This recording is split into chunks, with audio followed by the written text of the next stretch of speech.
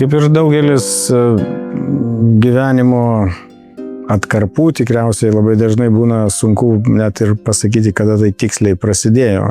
Tačiau prisimenant dar iš vaikystės, tai turbūt kaip ir dauguma, aš irgi buvau ir filatelistas, turėjau albumą pašto ženklų, taip pat rinkau monetas, rinkau smetoninės Lietuvos monetas, taip pat ir užsienio įvairiausias, kokios tuo metu sovietmečių Lietuvoje buvo pasiekiamos. Aš turbūt tą turėjau kolekcionieriaus ar rinkiko gyslelę, nes man vis kažką tai turint, po to norėjosi daugiau. Taip ir su tais baldais. Pradžioj gavom keletą, baldų, po to išaiškėjo, kad jie yra iš Lietuvos dvarų. Tada pasidarė įdomu, kokie tie buvo baldai, tada pradėjome ieškoti, o gal čia galima būtų daugiau, gal gražesnių, gal kitokių, kitai funkcijai. Na ir taip po truputį tas mūsų ta buitis iš šiuolaikinių baldų pradėjo virsti tokiais baldais, kurie pakankamai funkcionalūs, tačiau beveik visi bent kelių šimtų metų senumo. Ir tai buvo, dabar jau galėčiau pavadinti, kad jau rinkinys, nes tų baldų yra tikrai daug įvairių, bet visi daugiau mažiau vieno laikotarpio. Bet taip pat yra ir jau kitų krypčių. Atsirado ir bibliofilija, atsirado knygos, taip pat grafika ir tapyba, bet visą tą apjungia Lietuvos mūsų regionas, LDK regionas, aš netgi gal siauriau matyčiau, ko gero šiandieninė geografinė Lietuva, jeigu yra tokia galimybė, tai stengiuosi būti pakankamai koncentruotas geografiškai. Mano interesų yra 18 amžiaus pabaiga, 19 amžiaus pradžia, aš taip apibrėžiu tiksliau nuo Stanislovo Poniatovskio, karūnacijos iki 831 metų sukilimo. Dažnai klausia, o kodėl būtent tas laikotarpis, tai pradžioje tai toks buvo gana spontaniški dalykai, tai kas mums patiko, tai kas buvo įdomu, po to pradedi suvokti, kad tarkim, kalbant apie meistrystę ir technologijas, tai buvo toks, sakyčiau, pakankamai aukso amžius, netgi drįsčiau pavadinti Lietuvoje, nes, tarkim, auksakalystė, sidabro dirbiniai arba knygos, jos buvo labai aukštos kokybės, viskas buvo rankų darbas tai yra knyga, tarkim, jos spausdinimas ir rišimas, viskas, tai jinai tiesiog jaučiasi, jinai yra taktiviškai liečiant kitokia, tai yra kitokios medžiagos, faktūros, meistrystė. Po to atsiranda vis daugiau mašininės tos gamybos ir tai jaučiasi ir balduose, ir auksakalystė, aš sakyčiau, dirbiniai jau nebe tokio lygio, ir tų meistrų nebebuvo. Visa ir gamyba, ir leidyba, ir grafika, viskas praktiškai prastėja ir, sakyčiau, antrajam sukilimui 63 metų mes esam gana liūdnoj padėty, Lietuvoje. Mes jau tokia provincija ir Vilnius iš to tokio pažangaus, studentiško ir tikrai tokios šviečiamosios epochos laikotarpio miesto tapo tokiu provincialiu Rusijos imperijos miestu ir atitinkamai ir dominančių daiktų, kurie galėtų patekti į rinkinį, jų tapo vis mažiau ir mažiau.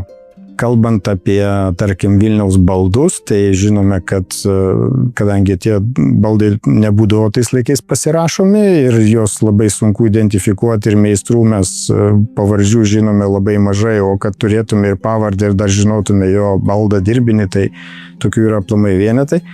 Tai tas rytis tokia gana sudėtinga, nes nežinai, koks baldas pasitaikys, toliau dar tenka nemažai palaužyti galvą ir pats savo keli hipotezę įrodai, o paskui paneigi, kad čia gal ir ne Vilnius, ir čia yra ir technologijos, ir medžiagos, ir ta mūsų meistrystė, ar mes galėjom tą padaryti, negalėjom.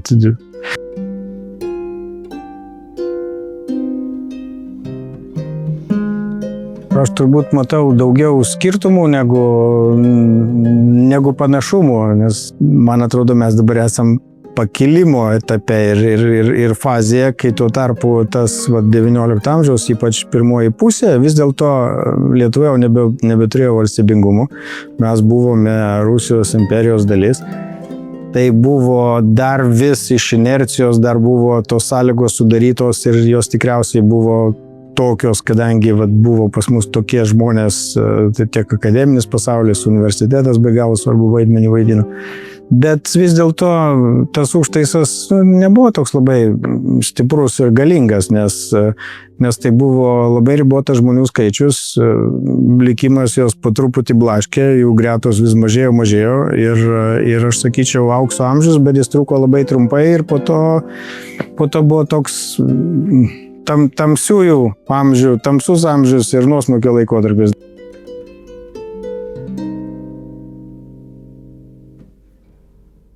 Visose kolekcijose yra, sakyčiau, kolekcijos perlų, kolekcijos pažibų.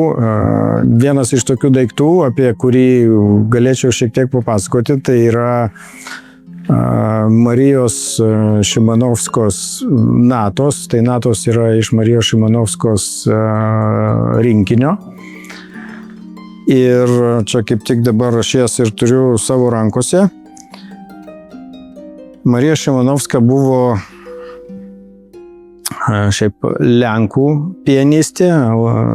Tame laikotarpyje buvo labai garsi pianistė, nes jinai tikriausiai buvo pirmoji moteris, kuri buvo populiari ir žinoma visoje Europoje kaip pianistė atlikėja virtuozė. Tais laikais moterų skambinančių pianinu tokiam lygyje, reiškia, turinčių tokią techniką ir plus keliaujančių. Ir tai praktiškai buvo vyrų amatas. Tas natų sąsiuvinys pateko į mano rankas iš aukciono ir kas mane sužavėjo, tai kad čia yra libdė, tai yra jos ex libris viršelyje. Viršelis taip pat yra puikus marmurinio popieriaus toks įrišas, kas labai atspindi tą epochą, tai yra XIX amžiaus pati pradžia. Natos yra išleistos Prancūzijoje, tai neabejotinai yra iš Marijos Šimanovskos rinkinio. Čia taip ir parašyta, kad jos prancūzų kalba beje libdė, kad tai yra iš Marijos Šimanovskos muzikinio rinkinio, bet kadangi, kai tokius dalykus įsigyji, tai paprastai dar reikia pasiklausti savęs, ar čia realu, nes yra pakankamai daug ir padirbinių, ir yra įvairiausių falsifikatų keliaujančių. Tai natūralu, kad įsigijus, pradėjau domėtis šiek tiek daugiau ir norėjau pasitikrinti, kągi aš čia tokio įsigijau, tai aš šiek tiek pasigilinau ir taip, tokia libdė yra žinoma, jinai yra dokumentuota ant kitų Marijos Šimanovskos turėtose knygose. Taip pat čia yra natos Bethoveno fortepijono trio. Bethovenas parašė ne vieną fortepijono trio, kiek aš atsimenu 9 iš viso. Ir yra dokumentuota, kad Marija Šimanovska atlikdavo Bethoveno fortepijono trio. Fortepijono trio reikia 3, kaip tango reikia 2 žmonių, tai trio reikia 3, tai reikia dar 2 muzikantų, tai yra violončelisto ar violončelisto, nes tais laikais jos partneriai buvo vyrai, ir taip pat smuikininko. Ir yra aprašyta, kad Marija Šimanovska 1823 metais buvo Veimare, jinai buvo pažįstama su Goethe ir jinai atliko kūrinius Goethei. Taip pat yra dokumentuota, kad vieną fortepijono trio Bethoveno Šimanovska labai mėgo ir atliko ne vieną kartą. Tai aš darau prielaidą, kad tai yra tas trio, kurį atliko, natūralu, kad jinai turėjo tas natas, reiškia, natos pats leidinys yra Paryžiuje. Metų nėra, dar kol kas neidentifikavau. Įrašas, kad čia yra trio, irgi taip pat rašalu, aiškiai žąsies plunksna, nes gali pasakyti pagal įrašo kokybę, pagal plotį tos linijos, kad čia dar žąsies plunksna rašyta. Galimai tai yra pačios Marijos Šimanovskos ranka, šito teikti kol kas negaliu, nes dar namų darbų tiek nepadariau, bet aišku, grafologinė analizė čia nesunku turėtų būti, reiškia, palyginus, tai jos ranka, ne jos ranka, tas įrašas padarytas. Ir tada pradedi galvoti, Šimanovska taip, jinai keliavo po visą Europą, koncertavo Londone, Berlyne, Paryžiuje, Peterburge, buvo priimama aukščiausiuose aristokratų sluoksniuose ir taip pat ir karališkuose namuose. Kokios tai sąsajos su mūsų regionu ir Vilniumi. Marija Šimanovska Vilniuje koncertavo, jinai tikrai buvo Vilniuje, praleido ne vieną dieną ir galimai tų koncertų yra ir daugiau, bet vienas labai konkretus, kuris yra pakankamai gerai aprašytas ir dokumentuotas, tai yra 1827 metai. Tas koncertas yra paminėtas Günterytės Puzinienės prisiminimų knygoje Vilniuje ir Lietuvos dvaruose. Ir ten yra gana tiksliai aprašyta jos pasiruošimai, jinai lankydavosi jų namuose ne kartą ir netgi aprašyta, kad Marcinovskis, o Marcinovskis tai buvo spaustuvės savininkas, viena iš tokių spaustuvių, panašiai kaip Zavadskio, tik netokia didelė. Yra išleido būtent tam koncertui afišą ir kažkokia tai reklaminė medžiaga buvo dar leidžiama. Tai kol kas neteko rasti, bet manau, kad būtų įdomu, galimai sužinotume, ką jinai skambino Vilniuje. Iš Günterytės Puzinienės atsiminimų daryčiau prielaidą, kad jinai vis dėlto solo koncertavo, nebuvo trio ir tikriausiai nebuvo tokios galimybės, bet ką gali žinoti, nes tenais tas pats koncertas aprašytas pakankamai trumpai, tai galbūt tas kūrinys buvo ir atliekamas Vilniuje, bet jeigu ir nebuvo, tai vis dėlto, reiškia, Vilnius Šimanovskai buvo ta vieta, kur jinai lankydavosi, turėjo, pažinojo žmonių iš to meto Vilniaus šviesuomenės ir būtų labai įdomu sužinoti daugiau, kiek jinai čia kartų koncertavo, kokie tai buvo koncertai. O mūsų muzikinis gyvenimas Vilniuje tais laikais buvo, toks, sakyčiau, skurdokas, nebijočiau to žodžio, nes tai buvo atliekami kūriniai ir Haydno, tarkim, 805 metais buvo atlikta oratorija praktiškai po jos parašymo netrukus ir Haydnas, tiesą sakant, ir pačiai Kristinai Gerardi Frank ir dedikavo ir jinai buvo ta atlikėja, solistė. Tačiau, tokių reiškinių, tokių europinio lygio koncertų Vilniuje dėja buvo labai nedaug ir aš laikyčiau, kad Marijos Šimanovskos koncertai tai būtent buvo tokie muzikiniai įvykiai XIX amžiaus pradžios Vilniaus gyvenime, kurie yra tikrai europinio lygio. Taip kad atsitiktinė pažintis dabar virto tokiu domėjimusi ir tikiuosi, kad dar gal pavyks kažką tai tokio ir ypač susijusiu su Vilnium. Labai norėčiau kokią Vilniaus koncerto afišą į kompaniją šitam leidiniui ir manyčiau, kad Lietuvos muzikologai ar istorikai, kurie domisi muzikos tema, tikrai skirs Marijai Šimanovskai laiko ir turėsim galimybę paskaityti daugiau apie jos veiklą mūsų mieste.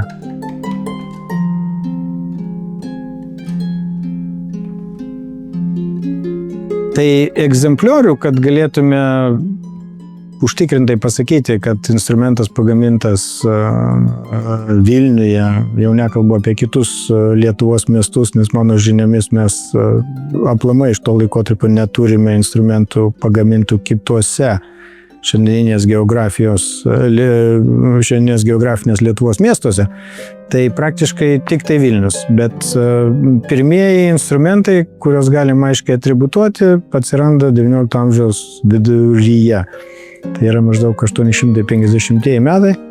Tai instrumentas, kuris yra parodoje, jis į mano rankas pateko prieš gerus 20 metų ir jo turbūt unikalumas yra tame, kad juo visai neseniai buvo skambinama ir jis yra grojantis, taip sakant, kai tuo tarpu dauguma kitų instrumentų arba yra instrumentų fragmentai, arba yra instrumentai, kurie daugiau mažiau išlikę su kai kuriais praradimais, bet jais groti negalima. Šituo instrumentu groti galima, jis dar reikalingas restauracijos ir tą reikės padaryti, tačiau yra viltis ir noras jį prikelti ir reiškia daiktas, kuris šiaip yra kaip ir gražus eksponatas ir savo laikmečio liudytojas ir pakankamai unikalus, bet jeigu galima būtų įrašyti to laikmečio muziką, kaip tarkime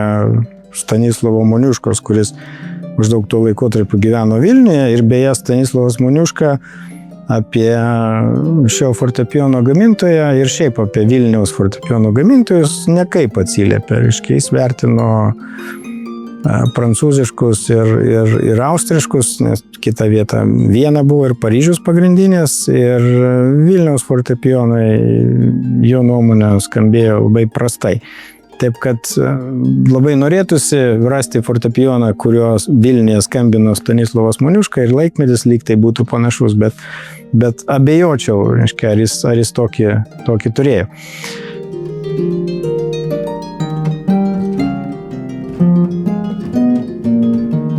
Tas rinkinys, kuris pateko į mano rankas, tai jo unikalumas yra tame, kad tai yra lenkų abėcėlė, lenkų kalba. Tai yra 24 raidės, atitinkamai 24 kortelės. Unikalumas tame, kad jos visos yra vienoje vietoje. Tokie dalykai, vėlgi, kadangi pagrindiniai naudotojai vaikai, tai kaip suprantam, tikimybė, kad jie išliks, reiškia, geroje būklėje ir nebus pamesti, suplėšyti ar sutepti ar kažkaip yra labai maža ir manau, kad ilgainiui labai daug egzempliorių buvo prarasta. Kokių tiražų išleista, negalim sakyti, nes kol kas net ir neaišku, nes ta abėcėlė nėra dokumentuota ir kiek aš žinau, nei vienoje Lietuvos bibliotekoje ir nei vienoje Lenkijos bibliotekoje tokio analogiško rinkinio niekur nėra. Dar daugiau, kol kas man nepavyko rasti net atskirų raidžių, kortelių, kas paprastai būna. Visą abėcėlę labai sunku rasti, bet pavienius egzempliorius jie vis tiek kažkaip išlieka. Bet čia yra visas pilnas rinkinys, labai geram stovi, galimai, gal net ir, nežinau, tokio vaiko savininko, kuris būtų taip atsargiai ir taip elgęsis, kad nėra jokių nei pažymėjimų, nei ištepimų, nieko. Sunku patikėti, tačiau laikmečio žymės matosi, kadangi tikrai kortelės yra naudotos ir ne vieno, nes jos yra pakankamai susidėvėję, jos nėra visiškai naujos. Tai turim dar unikalų egzempliorių, ne tik, kad visas pilnas rinkinys, bet dar ir puikaus stovio, tačiau su visom laiko žymėmis. Nėra jokių įrašų, nei savininko, tačiau dar yra ir išlikus dėžutė, nes visa ta abėcėlė buvo kartoninė dėžutė, ant kurios kaip tik ir buvo parašyta, reiškia, lenkų kalba, kad tai yra abėcėlė ir kad tai leista Vilniuje ir metai 1838. Ir kad tai yra Zemblovskio leidinys. Zemblovskio leidiniai ne visada pasižymėdavo labai aukštą kokybę. Šitas tikrai labai geros kokybės grafika. Sakyčiau, netgi patys žodžiai parinkti ir kas pavaizduota, tarkime, jeigu A raidė yra astronomas, tai toks pakankamai moksliška abėcėlė ir toli gražu čia ne kiekvienas vaikas tą supras, tai turbūt ir tėvai turėdavo įsitraukti į procesą, aiškindami, tai kasgi tas astronomas yra ir pavaizduota, ir yra teleskopas pavaizduota, žmogus prie teleskopo. Taip, kad labai rimtas leidinys, pilnas ir dabar labai įdomu, o iš kur jisai, nes be lenkų kalbos ten dar yra ir prancūzų kalba prierašai. Tai reiškia, yra lenkų, prancūzų. Nenuostabu, nes tais laikais daug kas buvo dvikalbiai ir ypatingai po 1831 metų daug kas emigravo po sukilimo, bėgdami nuo caro persekiojimų į Prancūziją ir kaip praktika rodo, puikiai kalbėjo prancūziškai, jiem ten nebuvo sudėtinga kalba, jie mokėjo, tai reiškia vis tiek yra kažkokia tai prancūziška įtaka. Tai šiai dienai vienintelį, ką ką pavyko išsiaiškinti, atrodytų, kad yra panašios, bent jau keletą kortelių yra tekę matyti su panašiais atvaizdais ant jų, abėcėlės kortelių, prancūzų kalba leistų Paryžiui. Tai manyčiau, kad Lietuvos, Vilniaus, reiškia, spaudos istorijoje tai yra unikalus leidinys, bet labai tikėtina, kad jis nėra originalus. Ir ponas Ozemblovskis vis dėlto bus matyt jį nužiūrėjęs prancūzišką leidinį. Suprantama, copyrightų ir autorinių teisų apsaugos tais laikais nebuvo, tai tikriausiai jis ir neprivalėjo nei nieko mokėti, nei galimai net ir atsiklausti, nors manau ir tais laikais imti ir be sutikimo perspausdint jau egzistuojantį kitoje šalyje kitą kalbą, sakykime, grafikos rinkinį, turbūt taip galima pavadinti. Tai tikriausiai, nebuvo visiškai korektiška, panaudosim šitą žodį. Tai pėdsakų kažkokiu yra, bet laukia dar tyrimas ir greičiausiai ne mano, nes aš manau, kad čia turėtų žmonės, kurie domisi tuo laikmečiu, Lietuvos grafikos, senosios grafikos istorija, jie turėtų pasidomėti ir aš jį žiūriu ne tik kaip į abėcėlę, tai yra tokia kaip knyga, mokymo priemonė, bet taip pat žiūriu kaip ir į grafikos seriją grafikos dirbinių. Ir parodoje jie taip ir eksponuoti, kaip ir jie pas mus namuose, jie yra rėmuose ir visą abėcėlę galima matyti vienu metu, kai tuo tarpu, kai jinai yra savo dėklę, tai be abejo po vieną, po dvi raidės neturi galimybės matyti viso to grožio ir to pilna apimtim. Tai labai norėtųsi rasti panašią abėcėlę lietuvių kalbą, bet bijau, kad tą, ką mes žinom, yra knygų, kur yra abėcėlės, taip yra visai kitas formatas, visai kitos apimtis ir dėja tokio grožio ir apimties abėcėlės lietuvių kalba iš to laikmečio bent kol kas mes nežinome ir tikriausiai mažai tikėtina, kad jinai galėjo tada egzistuoti.